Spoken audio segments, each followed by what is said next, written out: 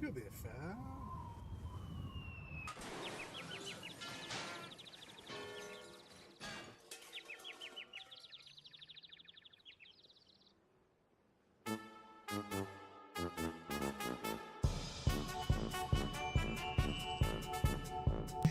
Welcome to the Terror Dome, everyone. I am Mr. Brad Chester. Right above me, right there, is Mr. Brian Horton. And we are here to talk about herbal Viagra. Bro, I got to make a couple bucks now. Let's do this. Along with the benefits of cranberry juice. Exactly. Lyle, I forgot what I titled this video. $2 super chat, Mr. Lyle Dixon. The answer of can playing 40K make you immortal? $2 to Lyle says, no, it cannot. I beg to differ. I should have died so long ago. I'm still alive. And I think it's 40K.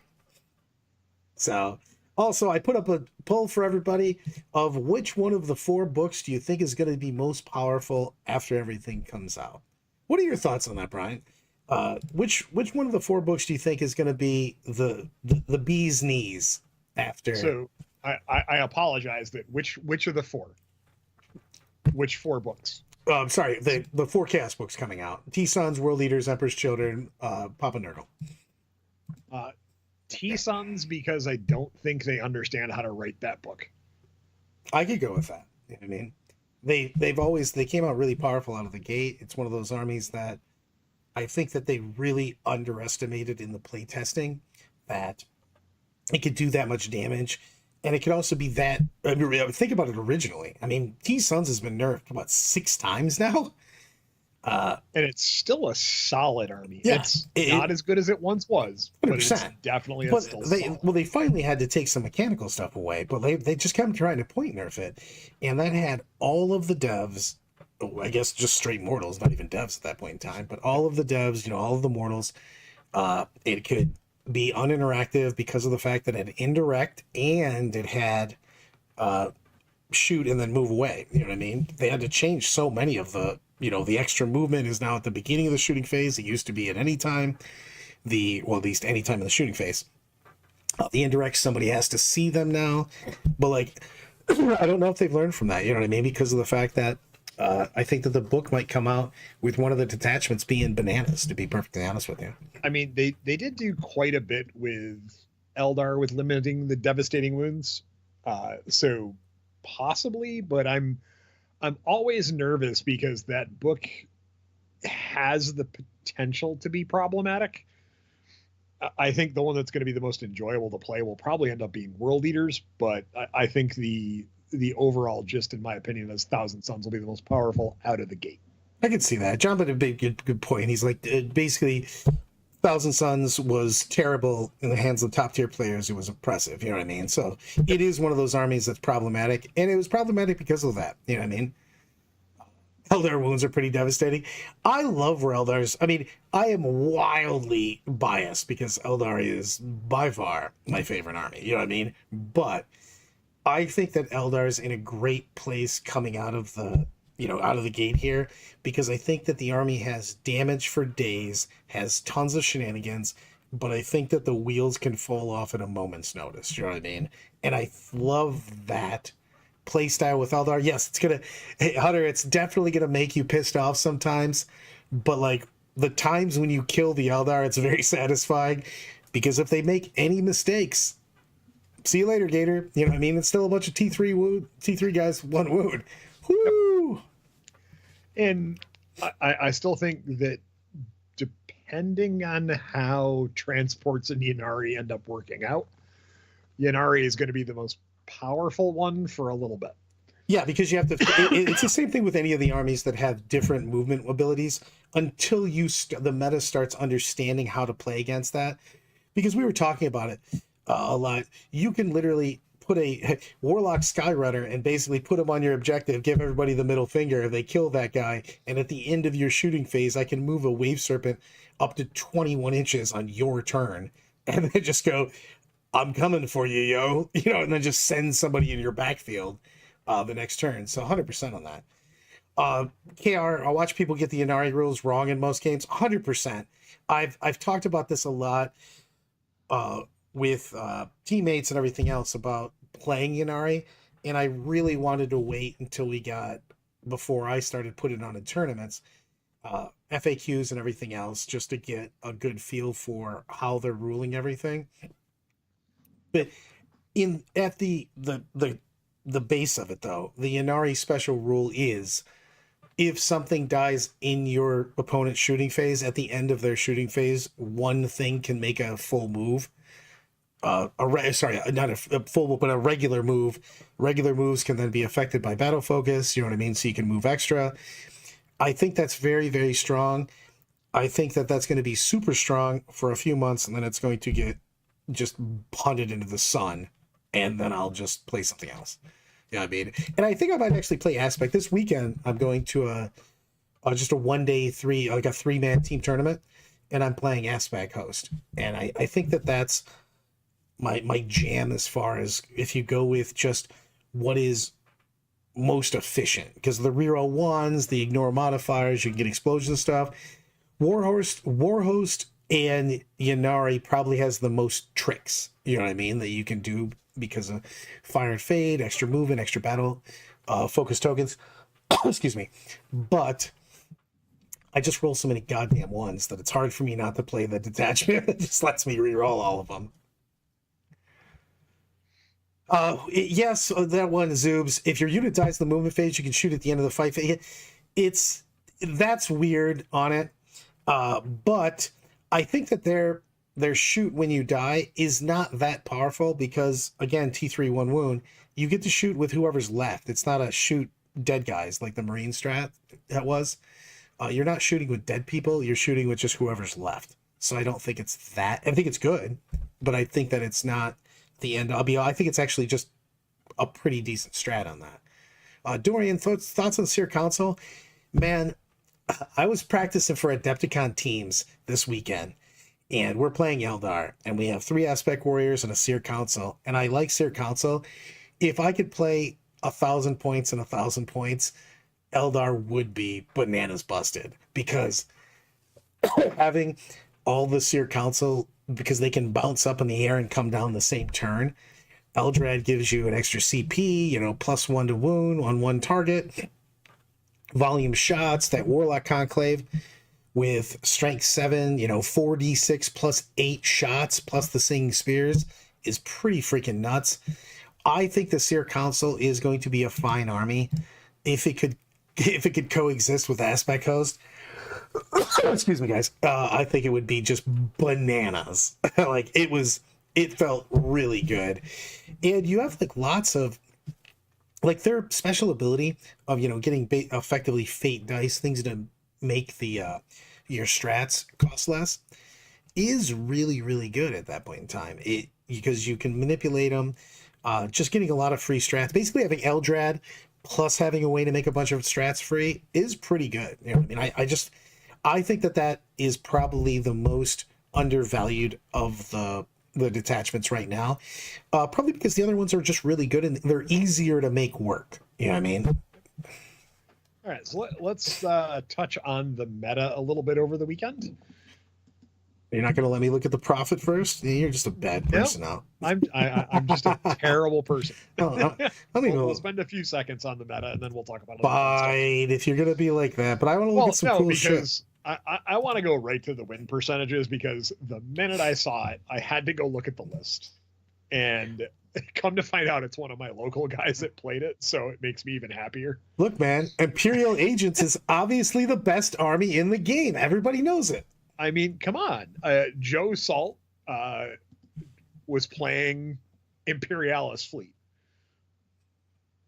which he did very well with. I love everything about this. And he did really well, although Veiled Blade was the big 80% win rate, can't be stopped. Winner. I have yet to find the list. I'm still hunting for it. Because how can you not want to see that list? I love, you can see everybody that's been touched wrong by Eldar before. Everybody's mad, especially you, Andy. I think it's going to be fine. I mean, it's hard. Obviously, again, pretty biased, but I played every game against it this weekend. Sorry.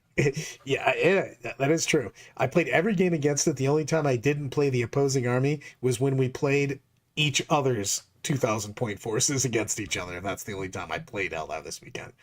All right, so Brad, I found that Veiled Blade. Hit me with it. I need to know. All right, so Veiled Blade. So the expensive assassins with all the upgrades. So all four of them. Oh my god! All four. He's went 600 points in assassins. Then we got Watch Captain Amarties, the Watchmaster, one giant kill team with two frag cannons and 4 Deathwatch Thunderhammers, 2 Imperial Rhinos, 1, 2, 3 Subductor squads, 3 Voidsmen at Arms squads, 2 Armiger Warglaive, or 3 Armiger Warglaives, and that's the entire army. What? I don't even understand what's happening now. Now I'm looking at this, and it was WTC, so win differential, and he scored 11. His one loss was a 7. He had a 20, a 16, and a 14. I love everything about that. Hunter just goes, you just made up a bunch of words. So, you really read a Dr. Seuss book. Kudos at the games of Westeros 19 to Frank Kummel for playing that list. Congratulations. I mean, that guy is clearly a champion of humanity. Yeah. Absolutely fantastic. Hey, guess what? Legion of Excess is fucking crazy. So is it that it's hard to play against, or that it's just fast and everyone underestimates it? A little bit of both. Here's the thing. If it doesn't face its bad matchups, it's fucking nuts. You know what I mean? It also depends a bit on, obviously, your terrain and your deployment. Like I think this thing, if you don't have a bunch of trash, if you're playing an elite army and you play search and destroy deployment, for instance, this thing's disgusting. You know what I mean? Because it can get on you so fast, and it's got also the ability to grab stuff and not let it fall back. You know what I mean? So you can, any of the shooting armies, if they don't have enough stuff to put in front of you, these guys grab you. You know what I mean? The passing off wounds thing, I don't think, I might be completely wrong, but I think that thing's going to be, if not nerfed or rotted, how exactly it works, because it is worded really weird. I feel like they didn't mean to have it, have the epitome be able to feel no pain it. You know what I mean? I thought that, I'm pretty sure they just wanted to be able to just murder daemonettes. You know what I mean? Well, thanks for coming to the final super chat. What do you got here? Brad, I sent you important meta-analysis when you get to the Imperial Guard data. Check your discard for an image. Hold, please. Uh-oh. Important data analysis. So I gotta say, Zuber, to his credit, pushed around a bajillion guard models this weekend playing the recon detachment, and it looked like his hip was killing him at the end of the night. His back was not much better. So, but he went 2-1 and had a good time. Just ran into T-Suns and a million flamers and went, "Oh, that's not great." So, the pass wounds thing is whack. Yeah, but I think that's going to be sick, man. Hey, look, 1,000 Suns, which is supposed to be dead, win 53% of their games. Still a good army. You just don't see their other detachment because it's not a rule. Yes. Also, the thing is I still stand by what I think about 1,000 Suns, which is one of you is not going to have a good game. Because the 1,000 Suns player either drops a billion mortals on you and picks up too much of your shit and mud stomps you, or you touch the 1,000 Suns player early, you take a bunch of cabal points away from you, and then they try to play the game with Magnus. You know what I mean? So, man. It's Zoobs. I lost 140 guardsmen turn 2. You're not even running the epitome? What kind of heresy talk is that?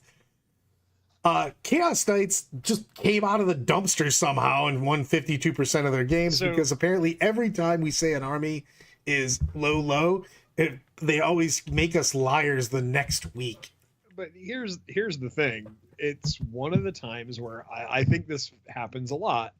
you rock, paper, scissors sometimes with knights of any variety. And you run into somebody that's like, oh, I really came to kill elite infantry and I don't have the stuff to really kill knights. Yeah, Or I'm running elite infantry and, oh, the knights kind of got the drop on me because they went second. There's times where things like that happen. I could see that. Eldari, 52%. Bumped up. Perfect. You know what I mean? I actually think they're in a good place.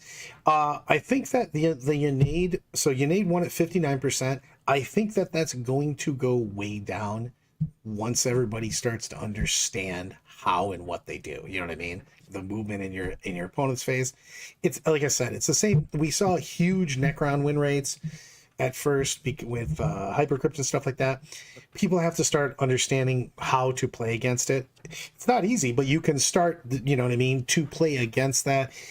You start to realize that your order of operations when you're shooting, a lot of times you just put somebody on the other side of a wall so they can't run away after you shoot them. All the small things that you didn't have to do because another army could not do that, people are going to start doing. You're going to see that win rate go down. That is true. My army is made of 13 indirect fire elf killers. Yeah, I have to say that the easiest and toughest game over the weekend is we played a ton of indirect guard versus Eldar, and it felt pretty easy to kill Eldar for shooting artillery platforms and mortars. I can only see that the knights just launching indirect into the Eldar would be not cool also. So, maybe Imperialists have been doing well in the States. It is weird. But I really do think that the Inari thing is going to be people just getting used to playing it. Don't get me wrong. I think it's a really good army. I've made some lists myself. But I do think that as you start getting used to their mechanics and, you know, that they're being able to fall back, you know, them getting fight first once they're injured, it's still a bunch of T3 shit. They're going to be very, very strong. It's not an easy army to play against. However, you will get used to it. I really, really think it's just something that hasn't been going on. Orcs. I was really surprised to see that the Bully Boy, I mean, it's very few players, you know what I mean, on it. But, like, yeah. Bully Boys won pretty well. Tactical, I think, is going to stay pretty much where it is. I think it's a 50% win rate. Detachment, it's very, very fun. It has a low floor and a very high ceiling.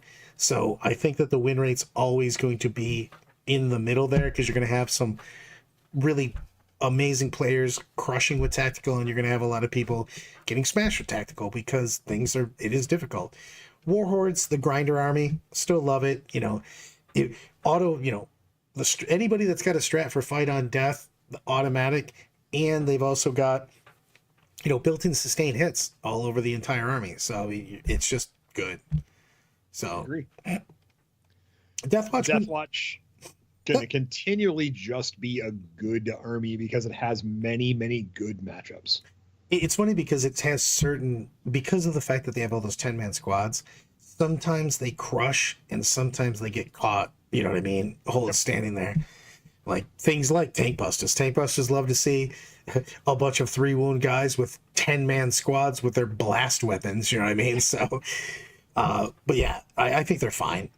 I think Deathwatch is starting to find where they are, kind of thing, you know what I mean?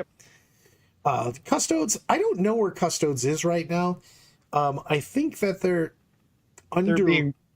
being propped up a little bit by the Telemon and all of that. I mean, the Solar Spearhead's a good detachment though. Yeah, I think they're fine.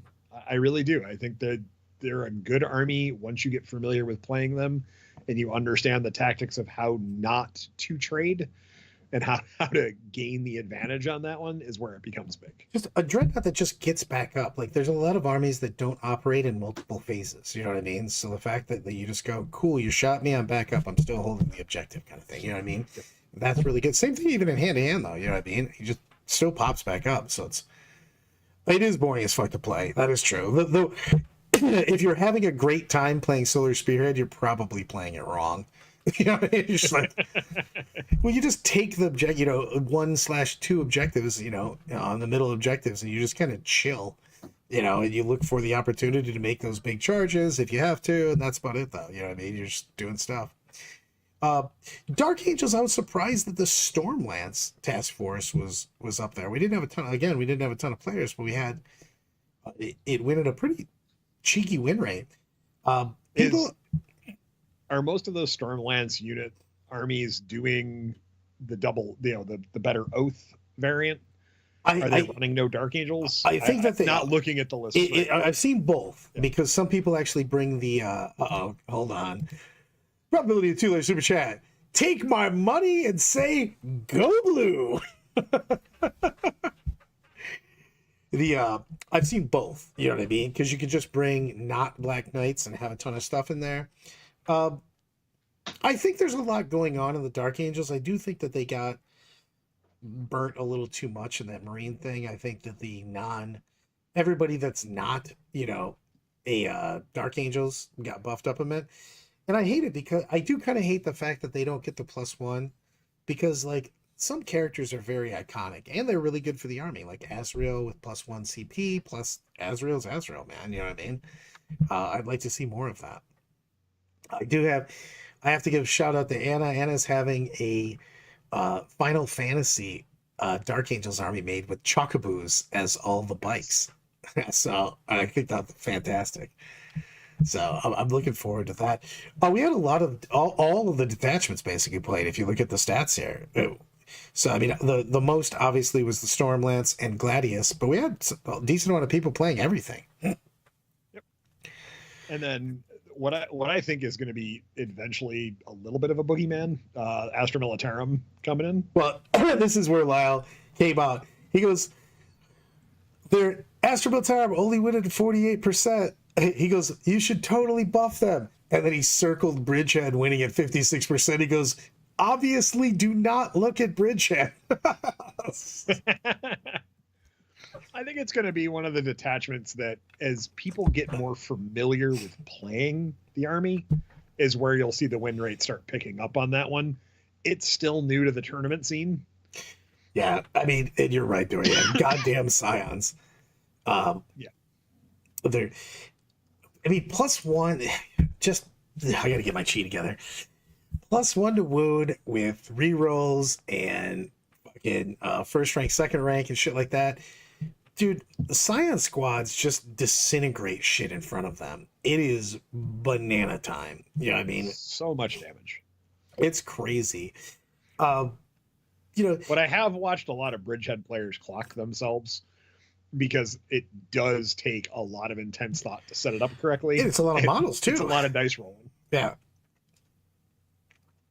The codex, most of the codex was nerf. I could see that on that, brother, but I think that Bridgehead's so strong, they are going to carry it quite a bit. I mean, it's because you could just, I've actually seen a lot of armies that are doing a decent amount of tanks still be Bridgehead because the bonuses for the Scions and stuff like that are so strong that you just bring them and then you just have your tanks, roll with it. I've seen a lot of variation in the Bridgehead list and guard where I think that you're just going to see a shit ton of that detachment played, which we already are. I think we're going to see a lot of mechanized. I think mechanized assault and hammer of the Emperor are going to slowly creep up. But that's a personal opinion on that one. I think they're both good detachments. I can see that. Hammer's good. I mean, just you saw the second most amount of people play that. You know what I mean? And there's a reason for it. It's still strong. It's just for me, like Bridgehead just gives you the most bonuses for everything that's not your big tanks, and I think that the big tanks kind of just don't need their other stuff to play well, and then everybody getting a juiced up. I don't even know how to go here. Kyle Drea with a $2 super chat with "I'm evil now." I'm just assuming you shaved your beard off and now only have a goatee. So you're the evil version. Lyle coming in right behind him. Lyle Dixon with the $5 super chat. I don't know how anyone beats the correct Bridgehead list. The problem is a lot of people are building it wrong. Still strong when wrong, though. 100% on the fact that it's still strong if you don't even have the most optimized build. I just think Bridgehead's rules are the best. Like I said, you could play whatever you were playing and just make it Bridgehead. And I really think that most guard lists just become better. Especially, if you're playing a decent amount of dudes, you just have a better army in Bridgehead. The rules are just strong. I mean, again, plus one of wound, plus they have some really nasty strats. Plus one of wound is always going to be something bananas. I mean, Marines basically came out of the mid tier and lower with that plus one wound and just elevated themselves to a top tier army with plus 1/2 wound. You know what I mean? It's strong. You change the math so hard.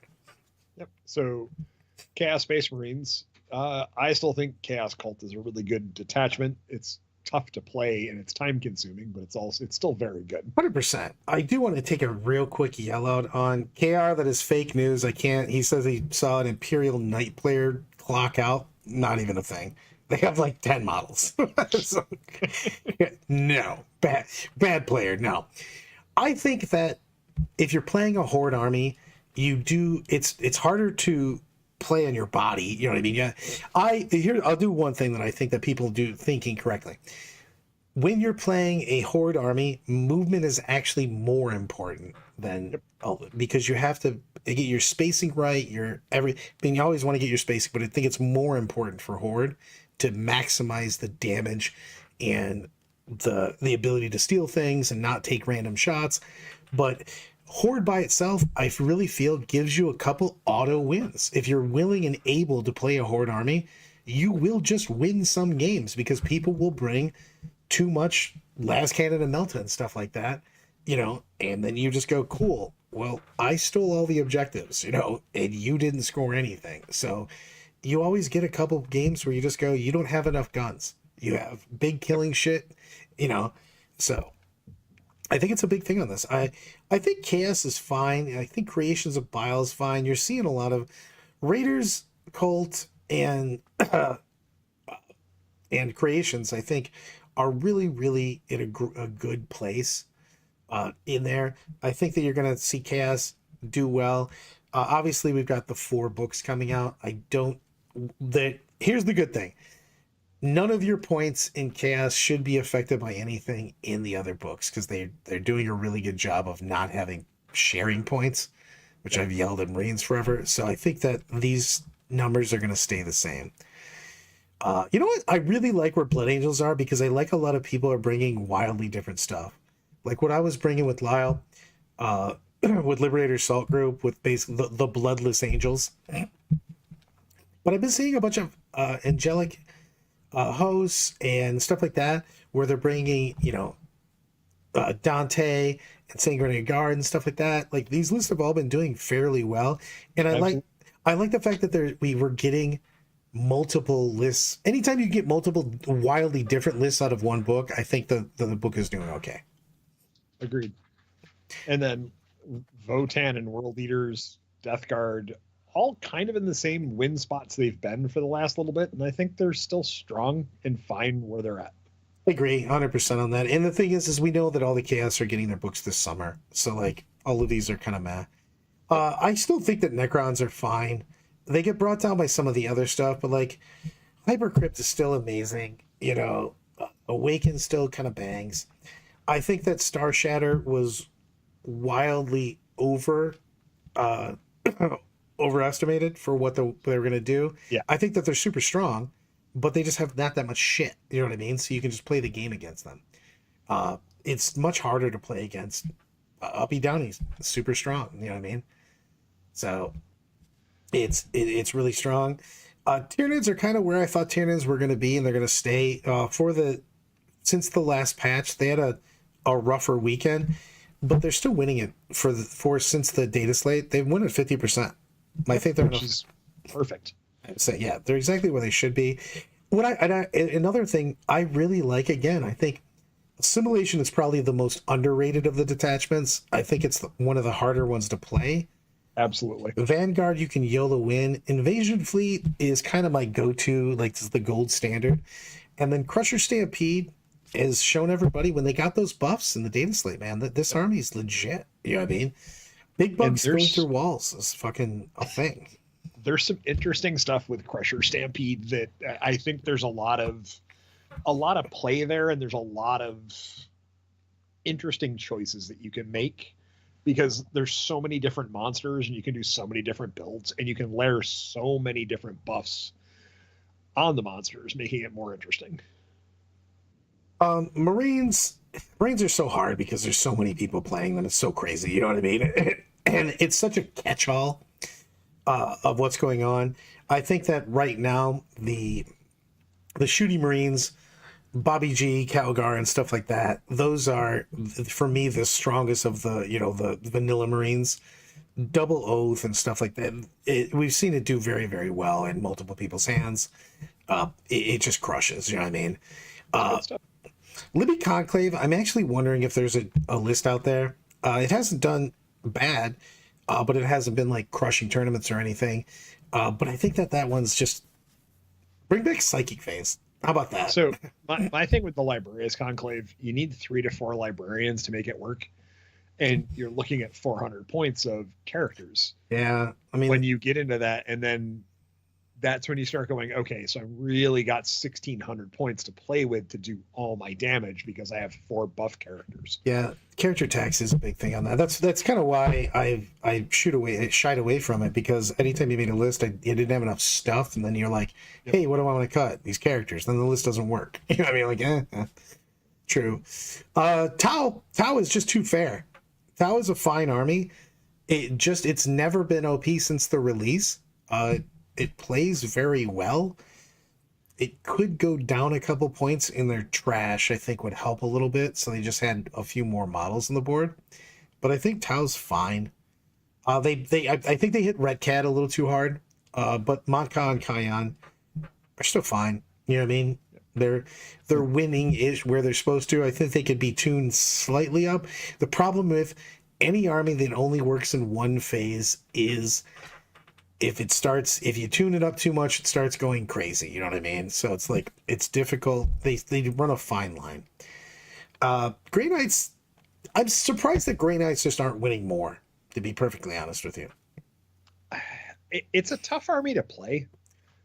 And it does have a variety of different builds you can try out. I don't think there's one that stands out above the others, and that's part of the problem. I can see that. It's just to not be done the army with all 2-up saves all over the place. We should actually do it. 30 minutes in. Like and subscribe. It does help us a ton out. It helps the algorithms put up. And it also helps me to get out of the hospital and actually stream on Mondays. Space Wolves are fine.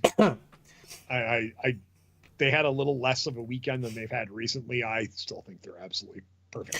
I would like to see them be more Space Wolfy. I'd like to see the Champions of Russ. I like to see what they're going to do with their book, to be honest with you. I'd like to see more HQ specific rules go with it. You know what I mean? Like, if you have Ragnar, he gives buffs according to this, individual stuff. I'm kind of a Space Wolf psycho on that. Gene Stealer Cult has been all over the place. I think that they're still fine.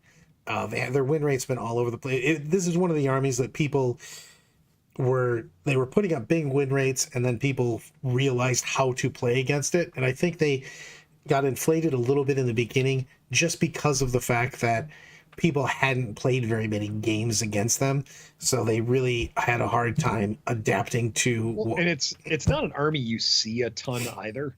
Yeah, and it's not something you see on the table a lot. So sometimes you're like, oh, I forgot that it did that. Or even when someone runs down their army to you and gives you all the rules, we all know that we tune out every once in a while and go, oh yeah, I forgot that. And you get caught by it because your brain just kind of goes, oh, they're talking, la la la la la. And you miss something and you get caught. But it's a good army. It's just in the correct players' hands, in top tier players' hands. It's a really good army. If you give it to your average guy on a Tuesday night that plays a game, yeah, it looks a little rough because you got to make the proper moves and the correct choices. And it's an army that, like Eldar, if you don't make them, you get punished. Speaking of other Eldar of the Dark Eldar variety, I still think they just took a nerf for no reason. They have less stuff. Army's very good still, but I think they need to roll back those point nerfs. That's just my opinion on that. I feel like they didn't need that in the first place. Is AdMech as the percentages go, the win percentages go? Because I feel like this army is just better than it's been winning at. I agree. I think it's better than it's been winning at. The problem is it doesn't get a lot of players. It doesn't get a lot of play. And again, it's one of those things where if you can get punished really badly for one move mistake. 100%. Yeah, I give you that. Because, man, and if you overscreen, you lose too many units. Yep. Black Templar, holy shit, man. They just got punished by points. Yeah. They just too much point punishment. And collateral damage with the other nerfs for the other armies, you know what I mean? So, like, yes. And, wow, Sisters have, like, just got Chuck Norris kicked into the bottoms here. There's getting hit with a Nerf bat, and then there's getting hit with 12 wiffle ball bats, a steel bat, and 10 wooden bats all at the same time. I mean, they got taken out behind the woodshed. I think that they should have just... When they asked the Sisters player to cut her own switch, and she grabbed an oak tree and said, "I think this will work." I always grab the wrench. I was like, she did not dodge the wrench. She did not dodge the ball. The points nerf combined with the change to miracle dice, it was too much, and we'll see that from now on. Yeah, I mean, giving him a point nerf and a mechanical nerf was a big deal at that point in time. Subs, Black Templar players just need to pony up and get good. Thanks, Stu. Maybe you guys should just be better. All right, thanks, man. The steel pipe. Yeah. I mean, this is why I wish they would do nerfs and everything more consistently, a little bit more frequently, because you could start touching things a little, and it doesn't make people just leave the faction. I mean, if you look at the numbers of what that was played at now compared to what they have, 13 players this weekend. Oh, it was bananas. And there was some big events this weekend as well. So, I mean, you just didn't see them get brought. Yeah, it's just crazy. People just dumped it. And I know we jumped over Drukari, but I would love to see if you took Skari's stats out of Drukari completely, where they're at. Oh, 100% on that. They lost too much stuff. They took too many point nerfs for no reason. I mean, that army's fine. I mean, I love that. I'm a big Dark Elder fan. I like playing it. But you just lost, and one of the comments on in the chat was just like, Eldar probably have more units than Drukari do at this point. Yep. And that's wild, you know what I mean? So it is. It is what it is. Yep. Before we go anywhere, let's rep some stuff, because I heard there's a tournament happening June 6th, 7th, and 8th in June in Detroit. Absolutely. We've got the Motor City Major 3-day event, 7 rounds. Going to be a good fun, presented by the Lore Cast, and it's going to be a good time. We have a lot of unique prizes lined up for it. We're currently in the midst of getting sponsors, and it's going to be fun. I think it's one of those things where as time progresses for us, you're going to see a ton of signups coming real soon. Loving life, living large. I'd love to see everybody there. So, yep. And I've got an announcement on that side of things.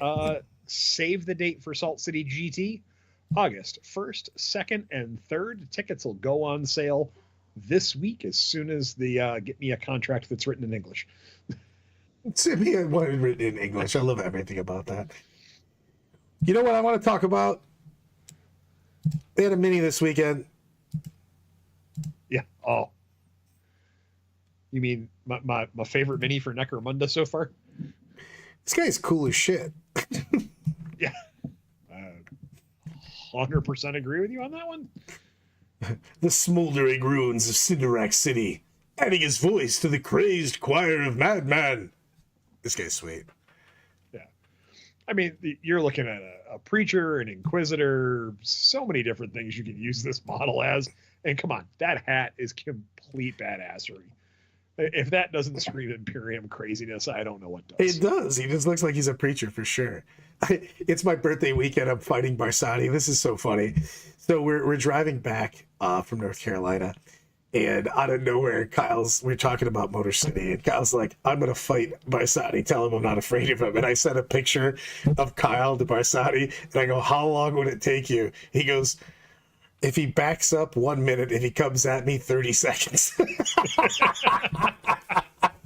I could not stop laughing about it. He just insta sent it back too. It's like, And not gonna lie, that beard on that model, oh man, I love this model so much. I can't talk enough about it. It's just glorious. I do this guy's badass. You know what I mean? He's actually got cool rules for the game too. Actually. For Necromunda, he's fantastic. I do think that this is something. I like the staff with the skull wearing a crown that's on fire. 100% Mano with the $5 super chat saying the most correct thing said today. Rasputin going strong in the 42nd millennium. You got to do the dance. Oh, that is fantastic. I actually sent Matt this miniature the minute I saw it and went, "Oh, dude, we have new minis for our armies." I mean, I want a bunch of these. You know where I'm gonna have to 3D print this. Just I want that staff on so many people. You're like, what is your staff? It's a skeleton head with a crown on fire. Fire. Yeah, exactly, Kiara. Combat sandals. I'm just such a fan of the Pope hat. I just want every I don't know. I have to figure out how many Pope hats I can get in an army now because that's just great. Are you ready to tell me whether or not I can achieve something in painting? We're going to talk about this tonight. I mean, I think anyone with practice and time can achieve anything in painting. So I have two armies we're going to look at tonight. They're both on Armies on Parade. The first one, the one that I really like, but I feel like I can't copy with my feeble skills. Obviously, I'm not going to make it this clean, period. Everybody don't even bother. I'm not trying to think that. I just like the way this army looks. It pops out at me. It's super bright. Even though it's got darks, it still just blasts out. And I'd like to have, to be honest with you, I'm starting to paint my elves, and I'd love to have this type of feel. I won't get this type of cleanness. I know that I'm still I've put 2 total points out of I think 1,000 into my painting skills right now. I've leveled it up. Like, this is when you get higher level and you have a couple points left over. Like, I took a level in Bard. So we're looking at from last year, Ricky Smith's Armies on Parade Auric Warclans, which absolutely fantastic, clean army. The display board is a little bit on the plain side, but the army painting is absolutely gorgeous. Really crisp, strong tones.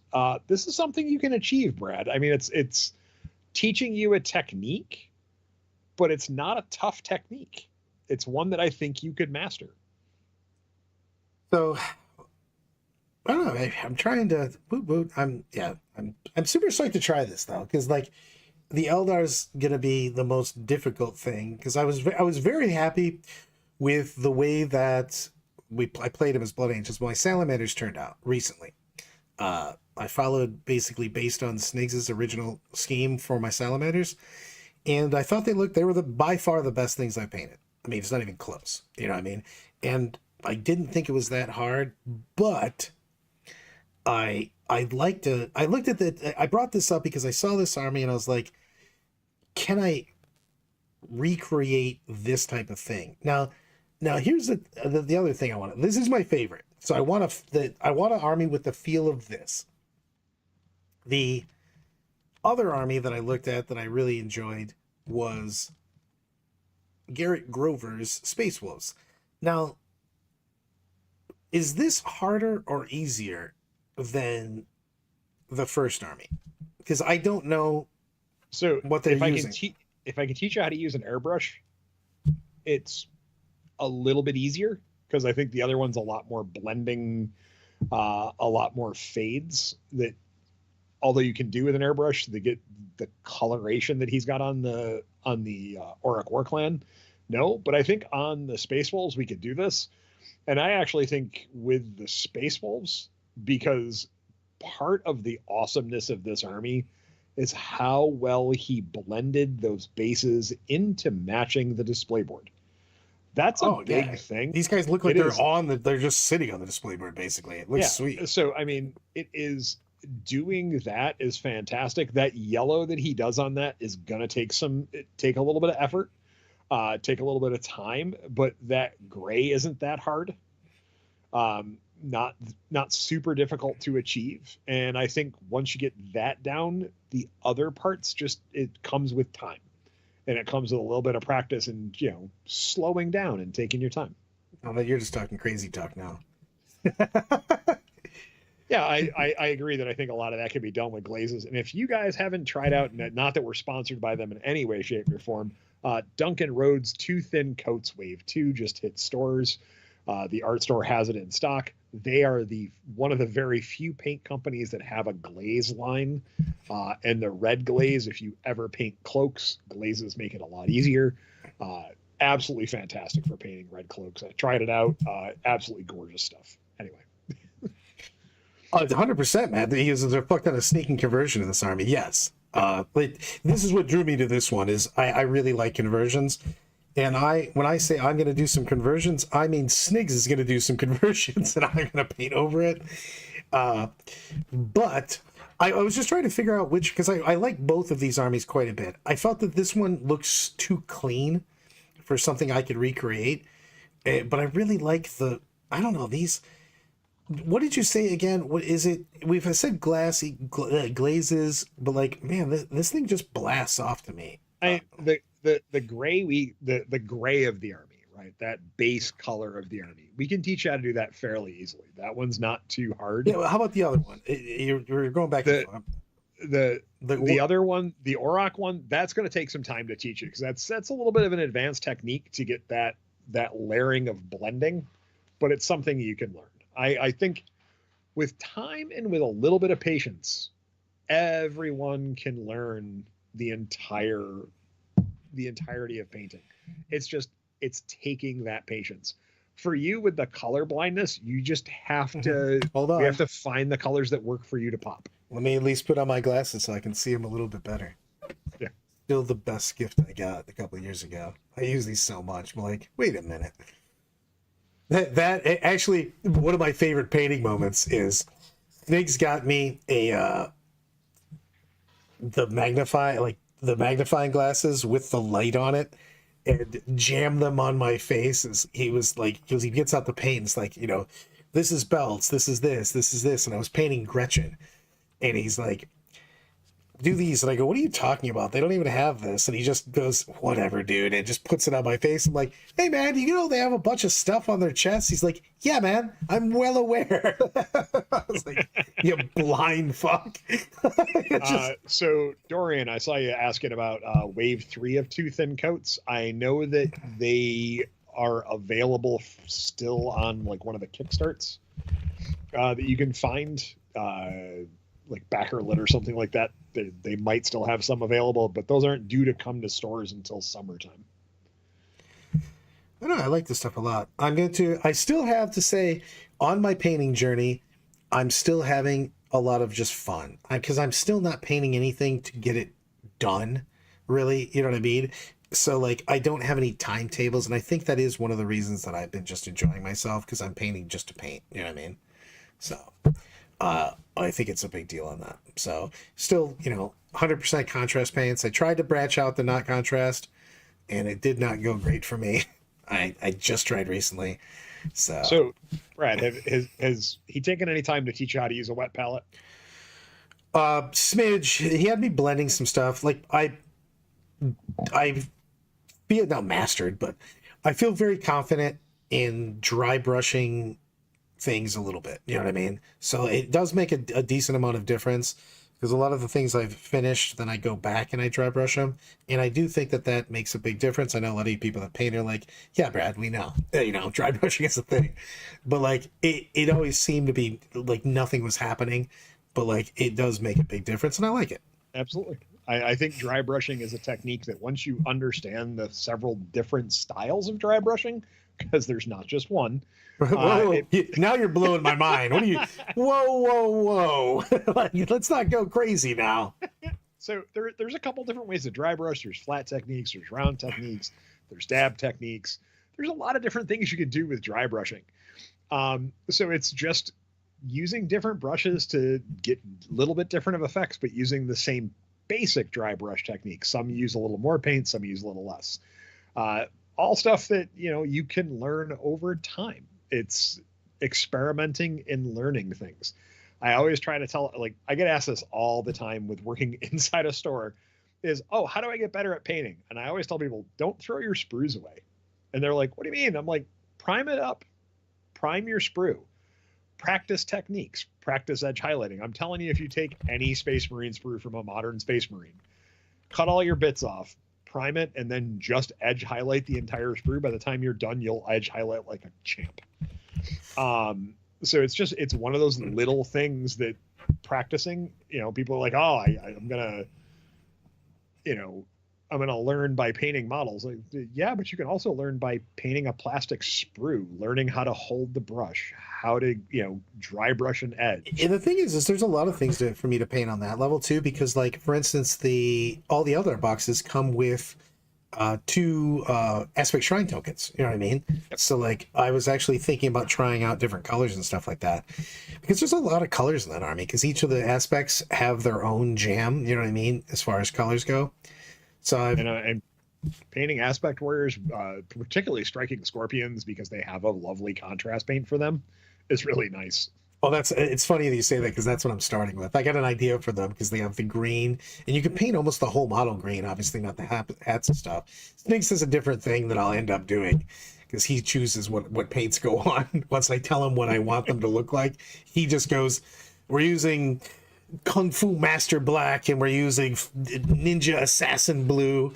Also, all of those names are so ridiculous to me. Like, punch the dude in the face orange. It's like, what? Like, none of these make any sense. One of the reasons I like Army Painter Fanatic paints, besides the fact that they're a very nice paint, they have their crazy ridiculous name that they trademark for the purposes of trademarking things, but on the side of the bottle it's like light blue green or off colored bone. It's like that seems better. Yes, instead of going, what's that? You're like, that's Death Monkey Punch Blue. You're like, what? What does that even mean? One of my favorites is from one of GW's colors. It's like such and such blue from one of the contrast lines. And I'm like, that's clearly green when you paint it. I have to figure out what the rest of the guys are going to be, like my vehicles and stuff.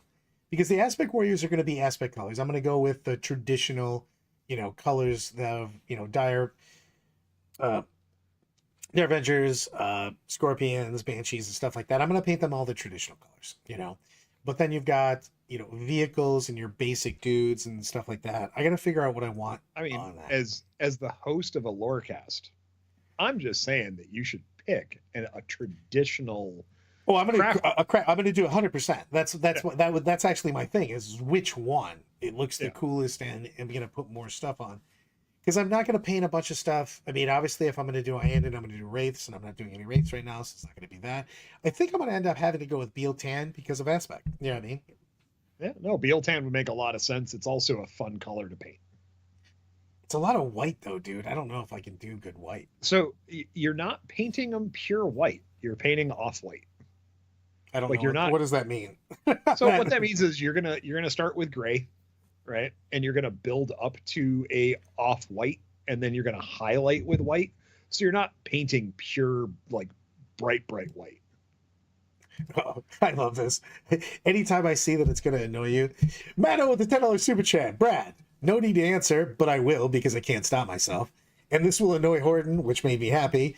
But can I make this unopened box of Shining Spears work in Ynnari? They can ghetto fly through walls with that sweet threat range. Hashtag I want to believe. By the way, it took me all the way till last year to not just say £. I want to believe. So the answer is yes. I think they're a little bit overpriced, but those guys have a shit ton of damage output. Their defense is terrible though. So you have to kind of be willing to get good trades to get your value out of them. But they've got 2 catapults, 1 cannon, 2 laser lances, 1 star lance. That's all shooting, you know what I mean? And then you've got their actual attacks, which are super strong, and they're all damage 3. You know what I mean? So they can go into shit that they probably shouldn't go into and get some real value out of that. Especially in Ynnari, because they can haul ass to where you need to. Those guys getting into someone's backfield have a lot of mojo because they have a lot of attacks, you know what I mean? 4 attack. Just the 3-man squad has 4 hand-to-hand attacks from the Exarch, 6 from the idiots, and then you've got all those like shooting attacks, and the laser lance and the star lance. The ranged attacks are also damage 3, so they can punch up. It's just that it's 120 points for 3 dudes. You know what I mean? That is a premium price tag, but Ghetto going through walls is a big deal because you can shenanigans around places that people don't think mounted units are going to be. So the answer, as usual, making a short answer long, which is my bread and butter. The answer is yes. Shining Spears can work, and especially in Ynnari. I think they probably are, the sweet spot of them is in Ynnari because of the fact that they have the opportunity to get banana pants movement. Because you got to figure if you move them and pop the +2, and then you can go, 32 inches. Yeah, and Matt, I don't think that Shining Spears are bad. I just think putting a 6-man unit on the board because of their base size is very difficult to do. 100%. That's why they keep not making my list, but that is the reason why, is that the base size drives me crazy because I'm already trying to, get so many units behind everything. Plus, Eldar transports are big; they take up a lot of space. So, oh god damn, John Cena win Healy. You're gonna have to request someone else for you to make a wish.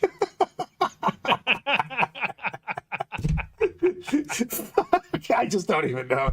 I have no answer for that. Well, I mean,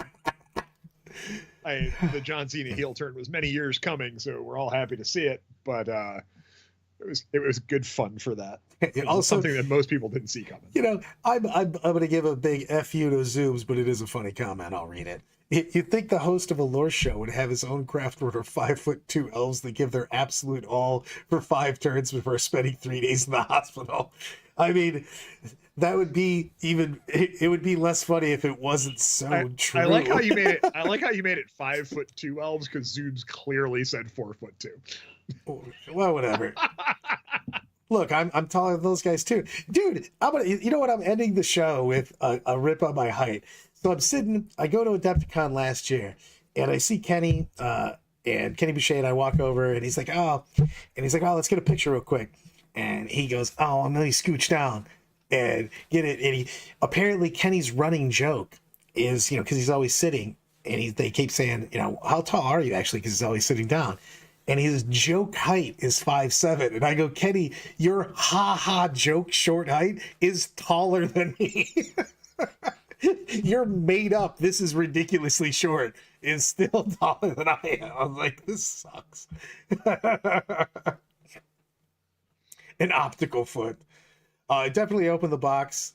That being said, I'm gonna get my stuff. I'm gonna paint my stuff cool. I think there's a lot of awesomeness going on in the meta right now as far as parity. I think that we do need to get the people at the bottom some love in the upcoming, and I hope they do something about that. And as I will continue to say, I am so looking forward to a new tournament pack. Oh, please. And I really hope they come out with 3 new layouts. Yes, and more yes. I'd like to see that.